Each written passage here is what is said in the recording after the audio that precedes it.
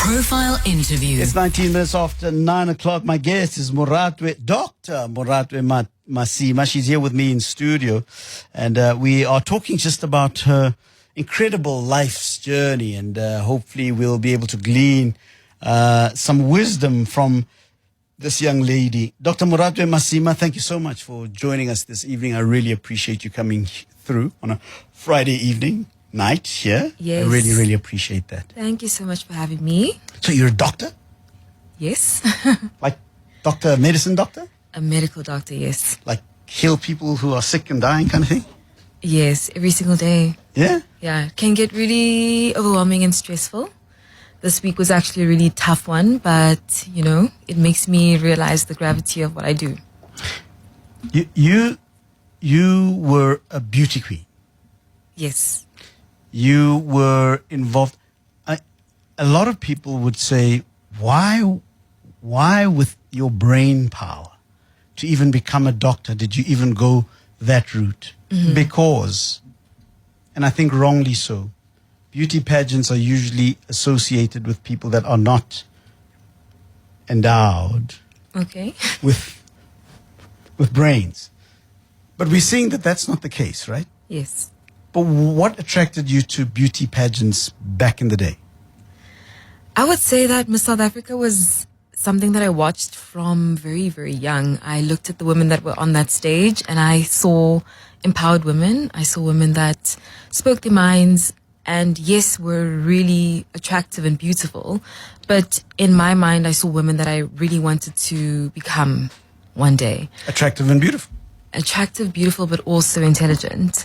They stood on a stage with thousands of people watching, and that is not an easy feat. I've done it as well. And I think that it really takes a certain type of person to stand in front of people to really voice what you're passionate about and also really speak about what is important to you, but also really be vulnerable to the South African population because it is a really challenging competition. I've always wanted to understand what the beauty pageant is actually about. Yeah. Because it's very easy to misinterpret it. Mm-hmm. And I know that I have many, many times. What is it about? What are beauty pageants selling? What are they saying to us? So I would say that the years that have, passed, beauty pageants have really changed from the 1980s to the 1990s until now. And I think that when I watched beauty pageants when I was younger, they stood for women that were empowered but also really wanted to be change makers, go out into the communities and be the voices for the people that were marginalized. I think that now it is a catalyst for women that are empowered, that are modern, and really want to get into their careers that a lot of people that I would say, how do I put it? It's quite difficult to really conceptualize, but I would say that beauty pageants in the modern day are for modern women that are really wanting to make the voices heard and for people to know that, we are intelligent but also beautiful and we can do it both at the same time. I think that it's also really important that we take it back into what we wanted from the beginning, and that was really to pour into our communities. And I think that that's what I wanted when I entered Miss South Africa. Do you think that the Miss South Africa, whoever becomes Miss South Africa, has that power to galvanize and mobilize society in the way that you're speaking about? I would say yes and no. Okay. So the yes comes from the fact that you're given such a big platform. There's thousands of people that watch you that you've never had eyes on before. And you are basically a brand ambassador for South Africa. You've got access to Miss Universe, Miss World, a lot of global leaders, and working with organizations like the United Nations. Yeah. And I think that is what is important about Miss South Africa and pageants like that. On the contrary, I would say no, because a lot of the time they do come with bureaucracy. there are a lot of issues that you do need to, I guess, tackle, because at the end of the day, we do live in South Africa and there are a lot of issues that we have to get through, government policies that we can't change as beauty queens. And I think that's just the gravity of entering something like South Africa, just knowing where you can help and that your voice actually does matter, but you can't change the world. And that's just the reality. Do you think that, okay, what do you make of people that say that it is an objectification of women? That pageants are a perpetuation of a particular type of beauty. Mm-hmm. When in fact we've got many different types of beauties, and therefore the beauty pageant world and everything it represents is nothing more than a PR exercise in the perpetuation of a particular understanding of beauty, a Western understanding of beauty. That the quintessential beautiful woman is the woman who is thin, who has long flowing hair, who speaks English. Whereas many different parts of the world have different expressions of feminine beauty, and that pageants are nothing more than a perpetuation of that exclusivity, of that exceptionalization of a particular type of beauty. What do you say to that? I say this, and I'm having this conversation with you because I've listened to those conversations. Yes. And I've listened to the other side of the conversation. How does somebody who is empowered like you, I mean, you're a medical doctor, that's no mean feat, right? But you've been through the process of the beauty pageant world and so forth. Tell me about that. So, in a lot of ways, I agree with what you're saying. I think that being a young black 6-year-old girl watching Miss South Africa and seeing women that don't represent me was difficult, because there's no confirmation bias to prove that I am beautiful. When I look at TV, I don't see myself. When I look at Miss South Africa, I don't see myself. But I think that is exactly the reason why I ended up entering, was that I decided that I didn't need to see myself in other people. I just wanted to become my own role model, in a way. And definitely pageants can come with that, I guess, association of objectifying women, and that there's only a certain woman that is seen as beautiful. But I think that with the world and the way it's changing right now, even just with social media, a lot of young people are just throwing that out and saying, this is not what we deem as beautiful. And I think that is actually the direction that a lot of the organizations are going in as well. They are allowing mothers to enter. They're allowing women of all sizes, heights to enter, whereas 10 years ago, that was not allowed. And I think that is just speaking to the direction of just ensuring that we have different viewpoints of what is beautiful. And I think that's exactly why I entered Miss South Africa. I didn't see myself as objectively beautiful. I'm a very dark-skinned woman, and technically, I wouldn't be seen as, okay, that is a Miss South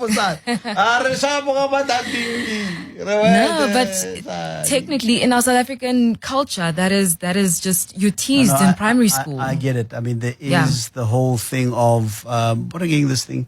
The discrimination, even amongst us as black people, on the basis of your own skin color, right? What do they call that thing? Where? No. Colorism. Colorism. There you go. Yes. So we deal with it on a daily basis. I mean, marriages have occurred and broken because of colorism, even just amongst us as black people. So absolutely, I get that. What did you think of the Chidinma saga? I would say that it was a very interesting situation. No, no, to be honest, I think that every woman that enters in South Africa typically goes there with hopes and dreams. And I think that it was a complicated situation that should have potentially been vetted a little bit better, but I think it could have been prevented. It could have been prevented. Yes. Because I think there was a lot of pain there, eh? Yes. All round. Yes, I would say especially from her side as well, because I can only imagine. I entered Miss South Africa once, and it's a very grueling process. You are challenged emotionally, physically, and mentally, and in fact, you question yourself every single day. And for somebody to go through that, and also have the whole South African population also just, I guess, dissect your life. That must have been really difficult. It must have been difficult. Is there I want to leave the pageant thing. I'm going to leave it. I'm just very curious about it. Okay. Is there the Miss South Africa, whoever becomes Miss South Africa, is she actually representative of the South African culture and population? Is she? I would like to throw it back to you. Yeah. Do you know any Miss South Africas recently? I don't. I really don't. I know that our current Miss South Africa is a deaf lady. Okay. I'm not really sure who she is.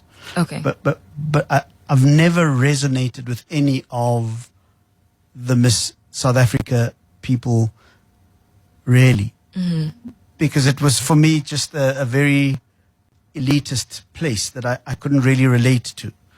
I suppose back in the day when I was much younger, and the novelty of having a black Miss South Africa back in the day, when we had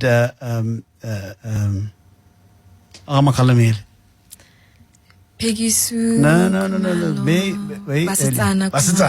Basitsana. Then she was Makhalemele, by the way. Okay. The novelty of that was very, very nice to experience. But I suppose once that color barrier thing had been broken, I sort of started to look at other things and be interested in other things. But I've always wondered, when Bafana plays a game of soccer and they win, I feel a sense of victory. Or if the Springboks win, I'm connected somehow to that team. I'm not sure how to be connected to a Miss South Africa. Okay. Because she's done what? Do you not know Zozi? Not even Miss Universe. Zozi Bini. Beautiful girl, absolutely. Yes. I do. Look, if you're asking me if she's beautiful, yes, absolutely. None of the Miss South Africas from way back when to now have ever been ugly people. These are seriously beautiful women, right? Great. But I'm trying to say, what is it that I am supporting? Am I supporting the fact that somebody has won the gene pool lotto? Right? Because she didn't make herself beautiful, right? If the rugby team wins, they had to train, they had to work hard, they had to. So I get that. If the soccer team wins, but this is your natural beauty. This is who you are. Unless I'm missing something, what am I? I guess what you're asking is what you're rallying behind. So I'm going to answer that using Zozi. Sure. Specifically because Zozi was the first black woman to, I would say, show up to Miss Universe with short hair. And that in itself is a statement. Because for the first time, I think that year that she won, 2019, if I'm not mistaken, so many young girls decided to wear their hair short, cut a fade. And that was their style for the year. Then what about all of the girls that had been cutting their fade before Zozi became? Yes, 100%. Yeah? But that's what the importance of her winning was. And it's I hear what you're saying, that from your perspective, there's no training. I'm trying to be educated here, right? I'm trying to get this thing, yeah? Yes. So from the other side, I can tell you that, when you see somebody on stage, it might seem like a finished product, but it has actually taken months, if not years, for that person to get to that point. It is a mental preparation, not just physical. Yes, you can show up and wear a beautiful wig and wear a beautiful dress and you just are naturally beautiful. But in order for you to really have the charisma, the intelligence, as well as the knowledge to answer some of those Miss Universe questions is of another level. You can't just walk on that stage and wing it. You can't walk on that stage and decide that you're going to win. That's just not how it works. It really does take a lot of dedication, I would say. And I think that one thing that I've always taken away from previous Miss South Africa is not just the winners, but the contestants themselves, is that all of them were very accomplished women. I mean, yes, I'm a medical doctor. I studied for 6 years. I don't actually run with that. That is not like my first tagline. But more so what I have actually put back into my community. I'm somebody that was very passionate, even throughout high school, about giving back to where I grew up. My family's from the very rural Eastern Cape, but I grew up in Midrand, and I always wanted to just immerse myself in people and giving back. And I think that's why I ended up going into medicine. So a lot of the women that end up walking on that stage are objectively beautiful from a man's perspective. However, well, I mean, women don't think they're beautiful. Yes, but I do think a lot of men might not understand pageantry. For women, walking on that stage really does. It gives you a sense of pride in who you are, and you are, I guess, the culmination of the people that raised you. Your education, your knowledge, and your life experience. Final question on the beauty pageant and stuff, because I want to go to some other stuff. So I've heard beauty queens say to me that anybody can do it. Right? Can anybody do it? I mean, I always feel like somebody coming to me and saying, Aubrey, you can do it. You can beat Usain Bolt in the 100 meters. Of course I'm not going to be able to do it. I'm saying that it's not for everybody, right? And I kind of feel like a lie is being sold here. That unless somebody looks like you, right, they can't even think about going into a beauty pageant. So if somebody genetically is born with a particular body profile and a specific height they can't hope to become Miss South Africa. You can forget it. They can't, because Miss South Africa has got a particular profile, a particular look, a particular height, a particular this, a particular body type, and all of that kind of stuff. And then young girls are sold the idea that anybody can do it. Can anybody do it? We have a deaf Miss South Africa for the very first time. Yeah, but she still looks like the profile, just in terms of. Are you referring specifically to physical? Physical. So, I'm going to be very honest. I didn't think that I could even be a contestant in Miss South Africa, and I was a runner-up. And maybe it was just my own self-consciousness. But I think a lot of girls don't think that they can, and they end up entering and they end up winning. And but what I'm saying, when I'm Moratwe is that there is a minimum. There's a minimum level at which you can enter this thing. You can't. Not just anybody can. And I just listen sometimes to the PR whenever I'm listening to. Just, anybody can do it. It's not true. I mean, it's not true, is it? I know you're a very humble person, and you're going to say to me, but I did. But you are objectively beautiful in that way already. You get what I'm trying to say? So somebody that is short, with maybe larger thighs, with larger breasts, maybe less athletic sort of body prototype, Yes. who is beautiful, wouldn't necessarily make it in the beauty pageant space, would they? I would say they would. Really? Yes. Give me an example of somebody that has. Okay, you put almost a whole lot of profiles together. Okay. But I would say, well, you specifically speaking to South Africa, Anyway, globally. There's a lot of women that were previously not allowed to enter, transgender women. And I think that already is a big indicator to people that you wouldn't necessarily even include in objectively beautiful according to society. But they'd obviously aspire to that kind of beauty, Yes. right? Okay.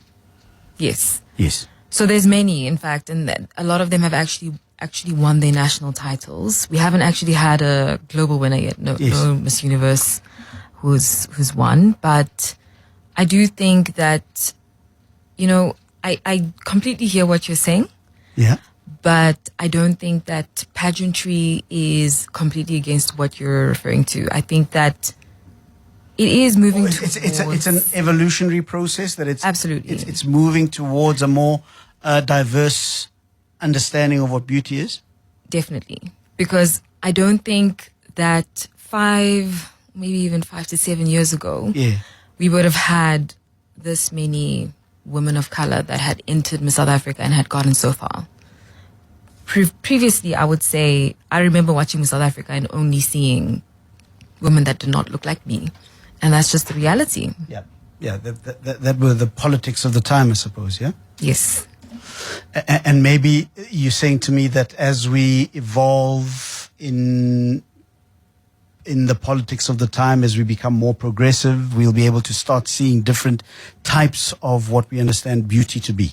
100%. And I think that the more women actually put themselves out there and actually enter, the ones that don't feel like they're, I guess, objectively beautiful, or they don't fit the standard, the more we see those women, I think that it will slowly change and go into that direction. I've got to correct myself as I think. I mean, I remember watching some of the contestants in Nigeria. Okay. When Chidinma had gone over to Nigeria to go and participate, and some of the finalists in the Miss Nigeria pageant Okay. were African girls, right? Okay. And they enjoyed a certain level of notoriety in that country that perhaps they wouldn't hear in South Africa. So maybe our understanding and our appreciation of beauty is still of a particular type that is influenced by certain worldviews, and I'll argue Western worldviews. But it was refreshing to see in Nigeria specifically how the more fuller figured woman was appreciated. And you are saying to me that rest easy, but it's going to change even here, that we're going to start seeing a more diverse profile of women being paraded in a pageant. I would say it's already started. Maybe it's not where we want it to be. Yeah. But it's definitely started. Yeah. Tell me about, I'm leaving the pageantry. Remember, somebody was saying to me, Orbs, you've got the worst dress sense in the world. You dress like a laborer. So I'm really trying to get myself educated in the finer things of life, cuisine and fashion and beauty pageant. I'm learning. Let's move on. Medicine is something that you are proficient in. And you've told the story of how it became part of your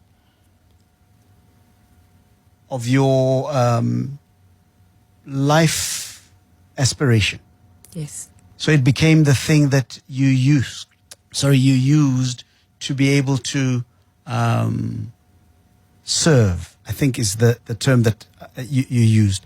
Where does the serving desire come from? That idea that I'm most well represented by this particular virtue called service.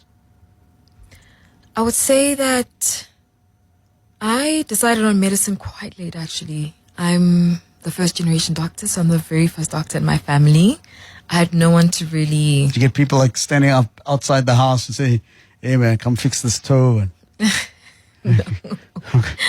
my head is sore. Do it for free. No, not yet. That hasn't happened. Okay. But I do get a lot of sick note requests as well as prescriptions. Really? Eh? Yeah. But I mean, that's expected, you know.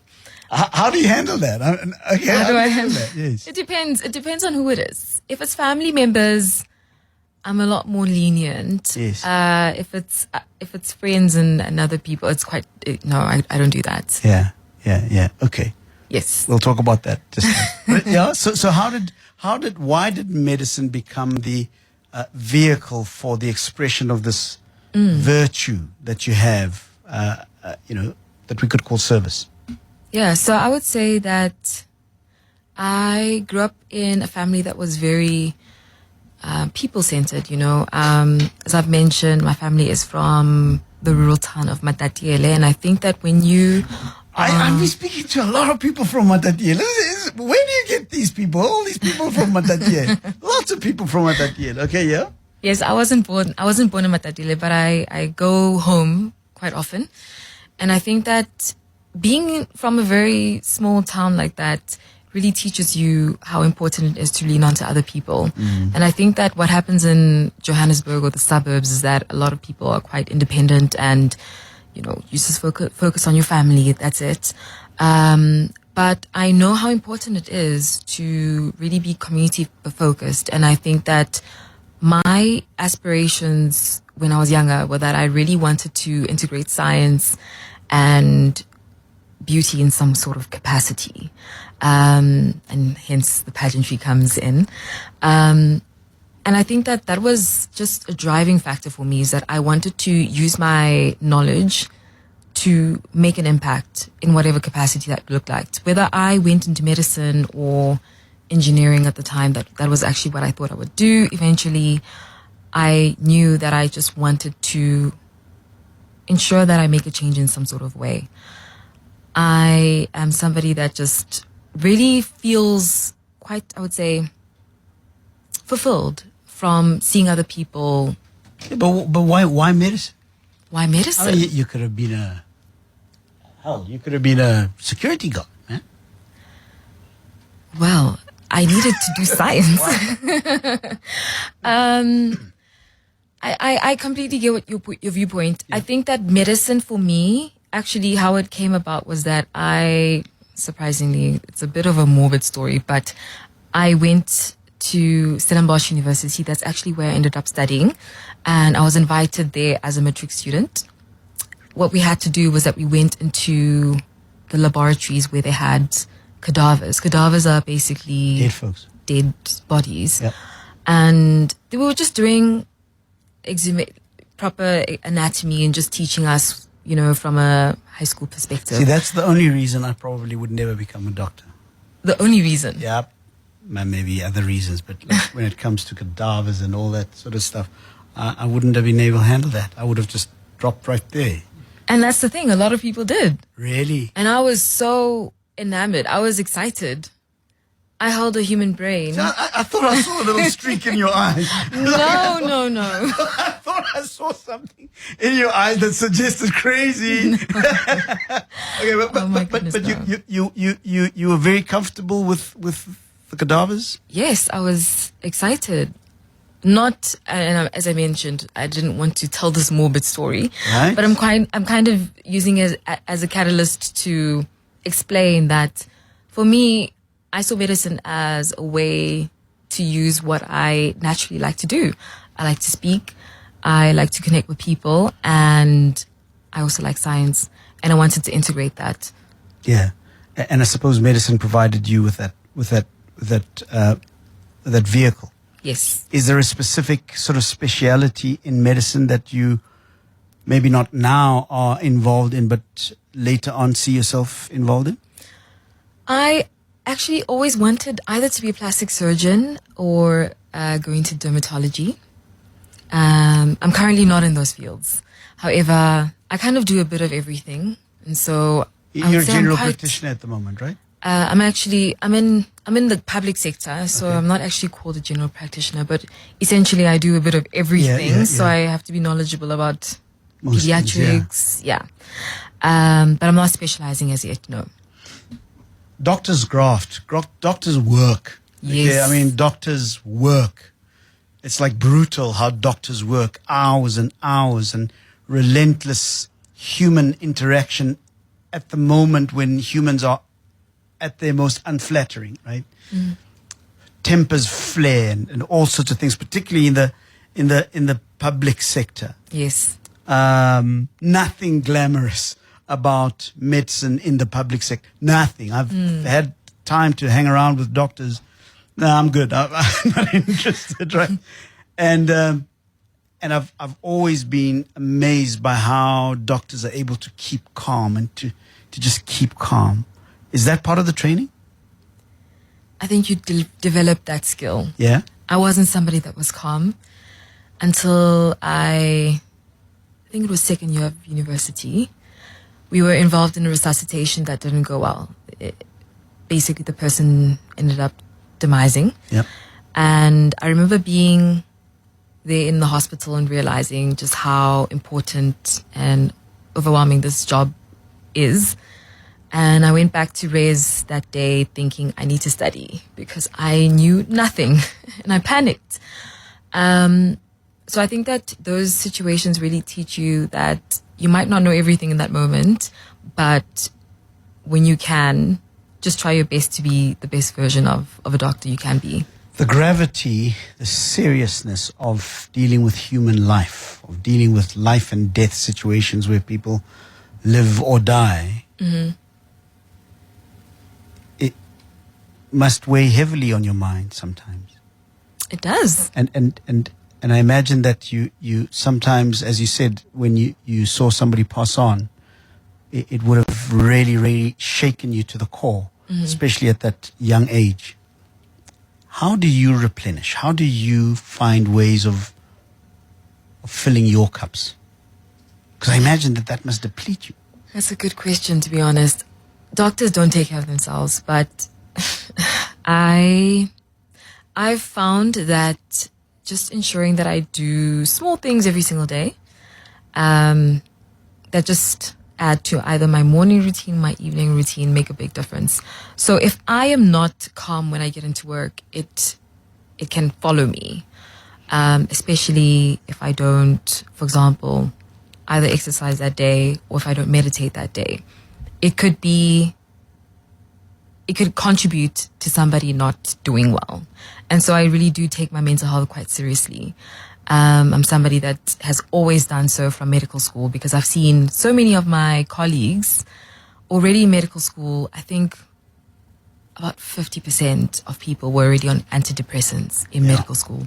So it just speaks to how bad it can get. And if you're not aware of if you don't know how to manage your mental health, you can really be in a tough spot. You said you were the first generation doctor in your my apologies, in your family. Yes. Why did you choose medicine from that perspective? In other words, you could have maybe become a nurse, or you could have maybe become an engineer. What is it about your background, your family, your upbringing that pushed you towards medicine? So, as I've mentioned before, I actually was interested in engineering. Yeah. I thought I was going to go into chemical engineering. You were comfortable with maths and that sort of thing? Actually, I hated math. Really? Yeah, I did not like that. But I did like chemistry and physics and life sciences. Okay. But mathematics and I were not friends. But I think that a really big contributing factor was my uncle. My uncle was somebody that was aspiring to become a doctor. In fact, he was in medical school at the time. I think I was much younger when this happened, but he was involved in a head collision accident, and he couldn't actually continue his studies. So I think he stopped in second year of medical school. So you took the baton. I think he inspired me, yes. But I think it was that, with just the fact that my family isn't from a well-off background. I think that a lot of families from pre-apartheid, we've just all started from the bottom and are now building up. Right. And I think knowing that I could make a difference in my family's life, I took the challenge on, and I decided that I'd be the one. Did somebody ever say, you're crazy, man? Why won't I uplift? It's never happened in this family. No one like that. Was there a lot of encouragement? Yes, I would say so. Yeah? Yes. And the fact that there had never been this reality in the family meant that you had to sort of create this. I mean, now I think your family will start to see more doctors because there's one of us who's actually done it, right? Mm-hmm. And so it isn't such a strange idea. But you being the first had the responsibility of creating the very audacity to believe that it's possible. I mean, you get that? I know. Yeah, I mean, you had to be able to say, there's no reference, there's no historical reference of this. I'm going to be it. Mm-hmm. That's huge. I mean, where does that come from? That's a good question. But you get what I'm trying to say. I'm saying you had no reference. There's no reference in your family of a doctor. There's no doctor so and so in your family, and suddenly you decide that you're going to be, and you do become that. That takes something. That takes grit. That takes the ability to shut down any other noise that is contrary to that which you want to achieve. How did you do that? Well, when you put it that way, you've never thought about this, I've never thought about it because I think I've just been one of those people that put your head down and get on with it. Yeah, exactly. And also, now that you've put it that way, it seems more scary. hectic. Yeah. Now you realize how high this building is. Yeah? Exactly. Yeah. I would say that. So, to be honest, I've had both my parents in my life, and they're still together. I think that really does play a big role. That does. It does. Yes. My self-belief comes from my parents, and they might have come from a more disadvantaged background than me, but I don't think they ever let us believe that we were not able to exceed our wildest dreams. And I never sat there and thought I can't do something. Yeah. In fact, I just decided way back in high school that I would do something, and I would end up doing it. But I mean, as a young person, you obviously had to shut down a lot of noise. Yes, of course. I mean, all sorts of temptations, all sorts of stuff that happens. You had to have the presence of mind continuously to be able to shut that down. You attribute that to your parents? My parents, and maybe I might be a bit of an anomaly. Well, Kanye West says, I'd like to thank myself. Above all, I'd like to thank myself because if I didn't come here, if I didn't show up, then it wouldn't have happened. You're allowed to do that. I remember listening to Oprah Winfrey say something to that effect, to say, I know that I'm going to sound like I'm arrogant, but I'd like to thank myself for having had the grit, the strength of character, the focus, in the midst of all of the things that suggested that I couldn't do what I have ultimately achieved. I'd like to thank myself. And I'm saying it's okay to feel like that. I've never thought about that. Yeah? I've genuinely never thought about that. But I think what you're referring to right now is obviously you're young and there's a lot of distractions, of course. But I've always had a tunnel vision of what I wanted. I didn't necessarily have a clear vision of what it looked like, but I can say that 13-year-old Moratwe wouldn't believe where I am right now. Yeah. If you were able to go to 13-year-old Moratwe now, what would you say to her now?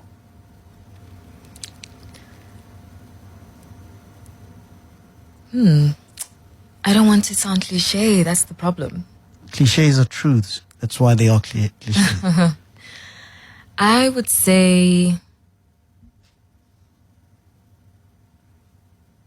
wow,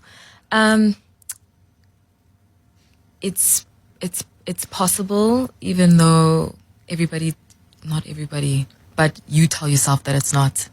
Because I think I'm actually reading a book right now, called The Mountain Is You. Yes. Started at the beginning of this year because I think that I always have to remind myself that I self-sabotage, like, a lot of people do. Yeah. But I think that when you're younger, there's something that you just can't actually conceptualize that some things are possible. I'm assuming even for yourself, you couldn't conceptualize that you could be sitting in the seat that you're in right now. Yeah, no. Huh? I never. You always knew. Oh, No, I didn't. yeah. I didn't. Until I was a ripe old adult, I didn't know what I really wanted to do. Yeah. I didn't.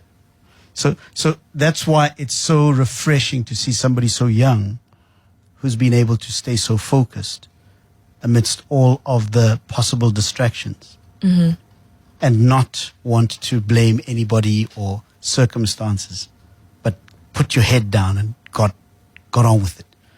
And today you sit across me, we're having this conversation about your life and times with the understanding that somebody out there is listening and possibly getting inspired. What is your message to a young woman out there in Ezilalini somewhere who thinks, oh, these people are talking all these big things? What do you say to her?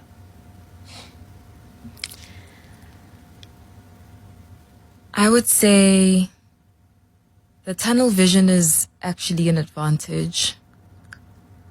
And staying true to who you are, as hard as it might be, because there's so many people that tell you you're not good enough, that you don't have the right physique, you don't have the funds for it. A lot of students right now actually were fighting at the beginning of this year for their education. And in fact, years ago, that was me. Me too. Yeah. I would say that it's very possible. However, it's going to require a lot of work and a lot of sacrifice and nights where no one knows what you're going through. Moratwe Masima, Dr. Moratwe Masima, thank you very much for spending an hour talking to me. I really appreciate it. And